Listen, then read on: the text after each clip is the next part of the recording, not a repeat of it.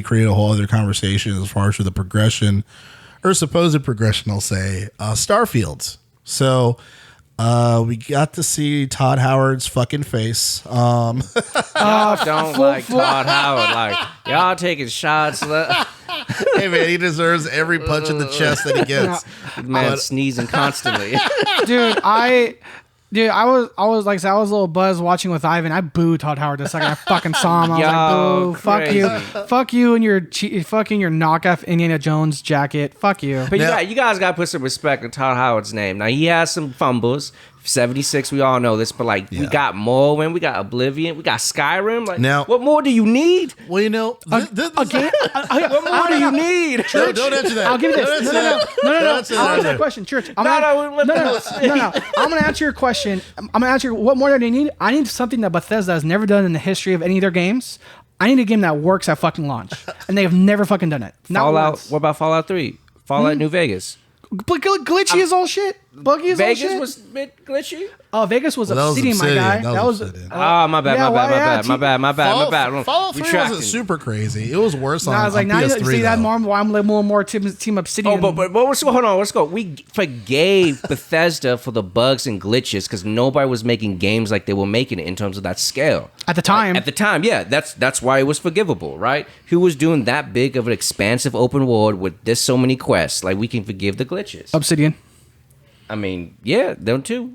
I mean, like okay. So no, it's for Vegas, but like before that, it was a different console, right? It's not really on Xbox. But again, I still think Todd Howard justifiably gets all the credit. Gets all the criticism I give him. And you lie, Todd. Dude, he should have lied. Even real quick, I don't know 2 minutes, but even just for those collector's editions, I bought like the $300 editions. Like, oh, you're gonna get all this. Actually, no, you're not. Go ahead, Joe. I mean, as far as I do agree with Arthur on this. Like, obviously, I agree with both of you guys. So, yes. Oh, so kind. So. Yeah, there's a lot that he contributed as far as when it comes to the vision and whatnot. One of my ASMs I used to work with, she met Todd Howard, got a photo with him. But when it comes to Fallout 76, obviously, like, he deserves every punch in the face that he got. It was far, like, verbally around that. But I have said to Arthur, I have to be gullible around Starfield because, like, I am excited for this. I've wanted something in this realm ever since I was a kid, a badass fucking space game where I can fly around, go to different planets.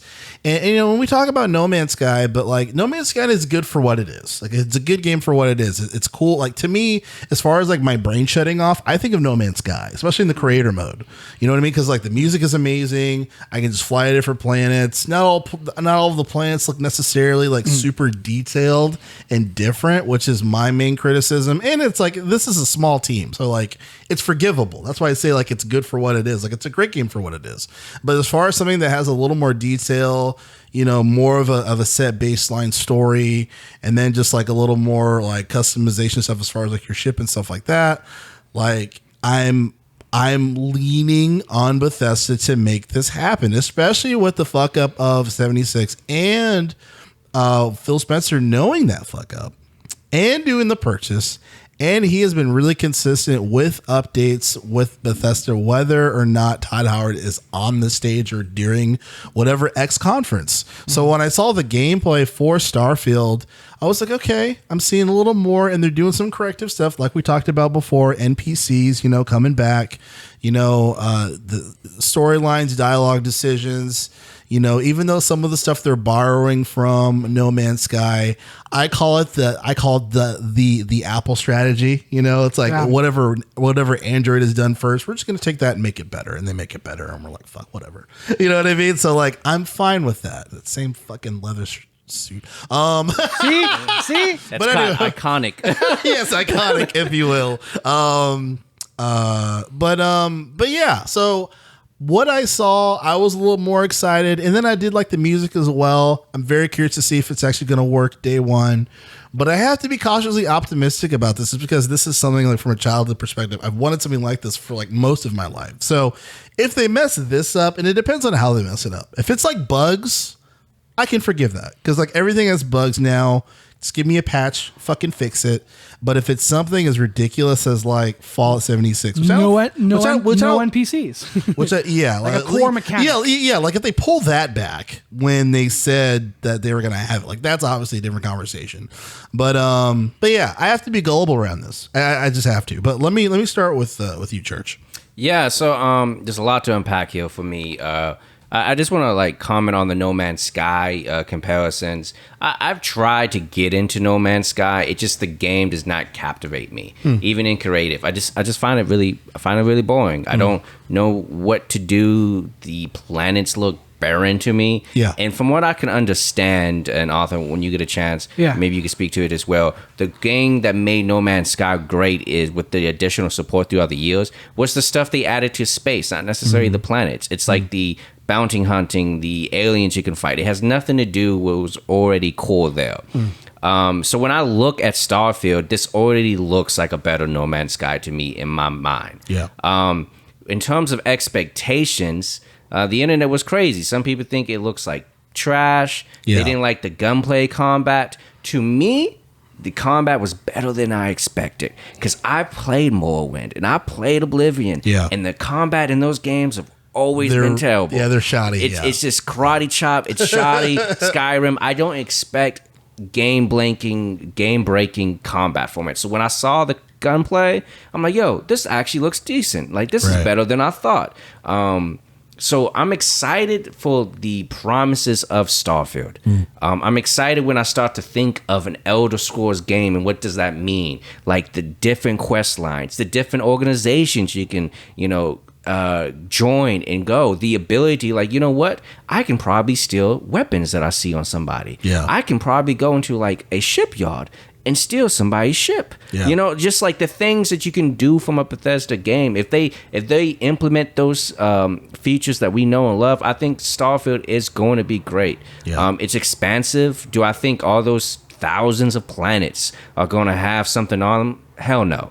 Like, that's just ridiculous. But I'm hoping there's enough Easter eggs to get me enthralled. I know there's going to be aliens. Like, that's the coolest thing about space journeys is finding different civilizations and aliens. It's just, that I think that's like the main story quest. So I think Starfield needs to be good. Phil Spencer wants it to be good, to have something over it. Yeah. The gameplay does look choppy. I don't know if it's holding a decent 30 frames per second at all.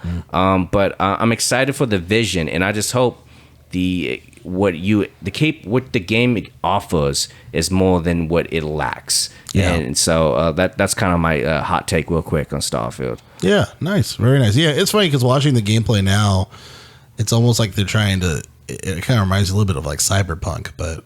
Yeah. It's very QB fonts and stuff. I got like Doom. I got Doom vibes. Really? Yeah. Oh, okay. Yeah. Interesting. What are your thoughts, Arthur? So interesting. So real quick, it's understandable. There's a lot of comparisons on No Man's Sky to this game because No Man's Sky is the only other big space game we have. But to its core, these games are vastly different because to its core, No Man's Sky is a gigantic farm. Essentially, because No Man's Sky to its core is a base building exploration game. It is. It's by far the vastest one. It's like arguably the biggest one. There's been a lot of updates, but to its core, No Man's Sky is a base building expansion like survival game.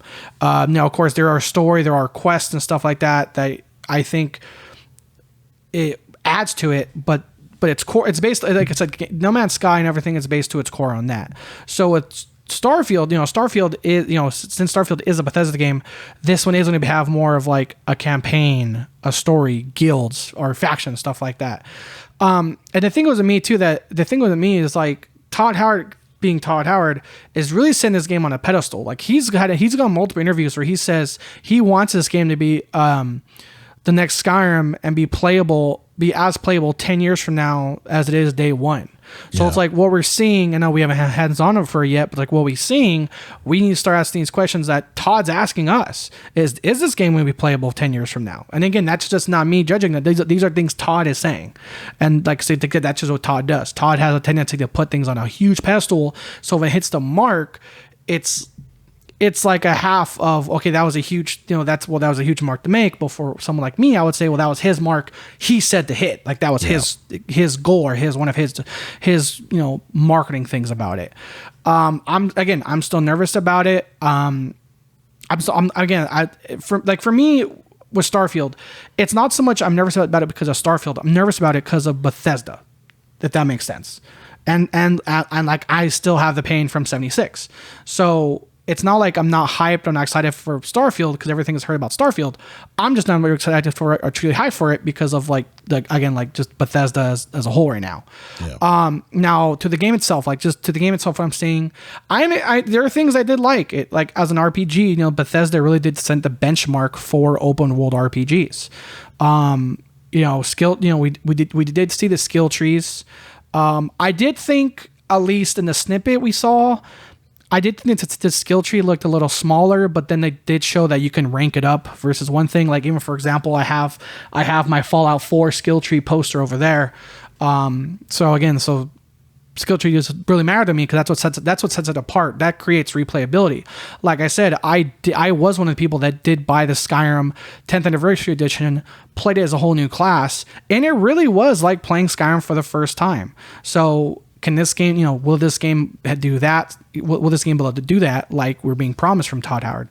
But like I said, from what I saw, it's good. This is a good gameplay trailer. I didn't see anything I can really shit on it as a game, really. Like Joe, the one that I had, you actually said at least the fonts and stuff, aesthetic wise, it did give me kind of like cyberpunky, like cyberpunk vibes. And it was really funny how we mentioned how NPCs are not available for launch. Fallout 76 on day one in a Bethesda game. So remember how during the development of this game they came out early on. Oh, there's like 1,000+ voice lines. like they addressed a lot. Not directly, but indirectly, they addressed a lot of the criticisms 76 had through the promotion of this. Again, one of the biggest criticisms was at launch, a Bethesda game had no NPCs, no dialogue, no dialogue tree, nothing like that. So one of the first things we heard about this game early on was, boom, a fuck ton of voice lines were recorded for this. Yeah, righting their wrongs, essentially. Yeah. Yeah. No, definitely. So I have a view of my critiques of Starfield, like my worrisomes. The bugs and fixes. I'm at a point when it comes to a Bethesda game, I'm going to be less merciful when it comes to bugs. I mentioned earlier, like, we forgave them in the past. Because nobody was doing things on the scale. There are so many games doing things on the scale of Oblivion or Skyrim. Like, it's the open world genre is so vast right now. Yeah. And there's games that don't have as many bugs. So I'm going to be a little bit, can like this game be as good with the bugs? Do we still forgive them for those mistakes? Like, is it that like innovative? Or if not, then it's like I think I'm gonna be more harsh. Yeah. Did you guys? And Todd Howard did an interview with IGN, and he confirmed something. I don't know how you guys feel about this, but there is no space to planet travel. It is a cinematic. You cannot fly your ship to land on a planet. Like, he confirmed that. Hardcore is like, no, you can't do that. He's like, that's a design decision we made early on. That changes everything, right? I mean, it's not a deal breaker, but that is disappointing. It is, right? To go back to the original comparison, as many issues that we were promised to not get at launch. A team of 13 at launch, you can do that in No Man's Sky. True. I mean, you can, but like, I don't know, man. Sky is kind of barren. Like, that's to me. That is, in my opinion, that is the best thing about No Man's Sky. Going from one planet to another, traveling from one planet, like, is awesome. That is the best thing about the game. So, like, not having it in Starfield, while I'm like, fuck, man, I get to create this ship and then it travels from one planet to another via cinematic. Like, it's kind of sucks. And true, but it's worrisome, right? Because in the conference, he said, look at this planet. You can land anywhere on this planet. So what does that mean? It means once you're in the atmosphere. It means once you're in the atmosphere. I tell you what it means. It means that Todd Howard is a liar. Once again, now you'll see what we say. It means that I think the cities on a planet will be handcrafted. Like, and maybe they have like a self-defense system where, I guess you won't see it, but when you choose another location on the planet that's outside of the city, that's when you're probably going to get the procedure-generated things. which is good because at least the handcrafted cities are going to have the detail that we want from a Bethesda game, but it's going to miss that, I guess, No Man's Sky magic that we talked about. And, so. you know what? Like, I appreciate them saying that up front, because maybe to your point, as far as like for gamers like yourself that are going to be a little more critical when it comes to bugs, maybe this is one of those things that helps them iron out everything else. Yeah. So it's a much smoother launch, and because everything is DLC, you know, and in these times they could add that later if they wanted to, you know what I mean? So like they could always say, oh, we said that, yeah, but fuck it, you know, let's give it to you guys, you know, an update. Yeah, exactly. I was saying, because if I had to pay to land, fuck you. $45. So, and the other thing too, like your to a point you were mentioning, like Morrowind and Oblivion, you know, and like I think a little bit to a point where when we were shooting this shit before recording,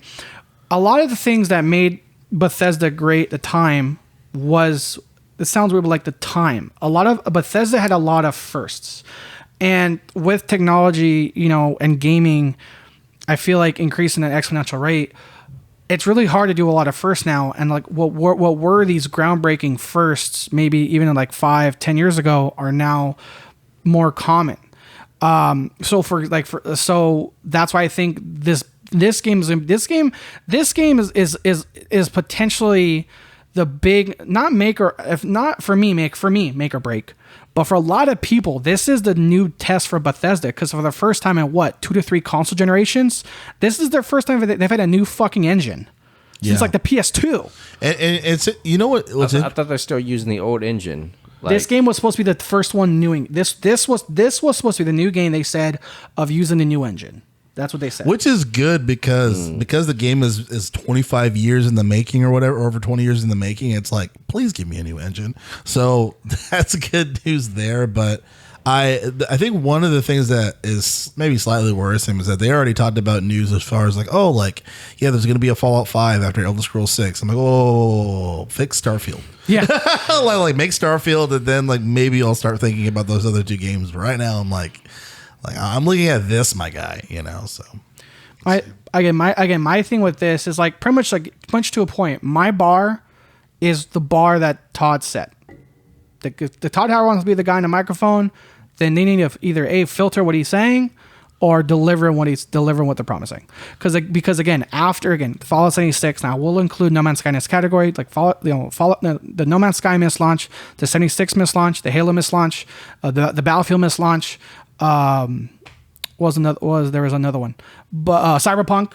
What I'm saying is, so Bethesda really has to do something they've never truly done before, and have a fully working game at launch. That is a company that, as successful as they have never done it. And like I said, the times have grown where our acceptance are the major, a lot of people are giving them, exceptions or like leeway, but for the majority of gamers now is we're done paying. I know this is on Game Pass, but we're done waiting for, hearing about, seeing, and all of a sudden come launch, the game not done at launch especially for AAA games. It's very frustrating. So again, to the gameplay, what I saw, I've not that many negative things about it. I did laugh when he said the scale of 1,000 planets. And I was like, there's like 200. Yeah, there's like, I think the last count was like 250 million in No Man's Sky. But something to you said, Church, I liked is to a point with this whole 1,000 planet thing is almost, it's almost like to a separate debate and a million and one examples, but the true randomness of procedural generation versus handcrafted, I want X, Y, and Z to definitely happen when you go here. And I think they really need to balance that. Because to your point, Joel, I think that is almost a negative of No Man's Sky. It's like if you have Infinity combined with Infinity, it's to a point you can just get statistically too many misses on planets, or like I've seen too many of these types of planets. I've seen too many of these types of aliens. So it's like, even though No Man's Sky has the vastness, but because No Man's Sky's bread and butter is the true huge randomly generation, planets and situations and stuff like that. Yeah. I am actually looking on the reverse of that. I'm actually looking forward to some more handcrafted, I want X, Y, Z things to happen on Bethesda, because that's something I do miss. Like I said, I did play Skyrim and got back into it with a fresh eye with a new character class.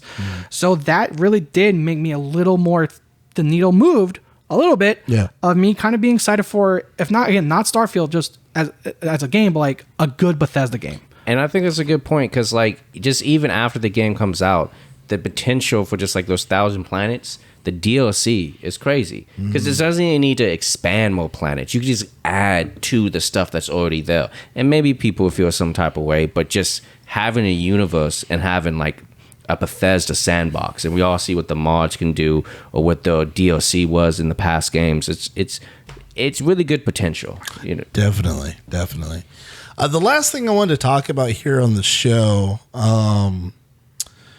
is an announcement that occurred from one of my favorite creators, video game creators. I know this guy. Has one of my favorite games, or my favorite game of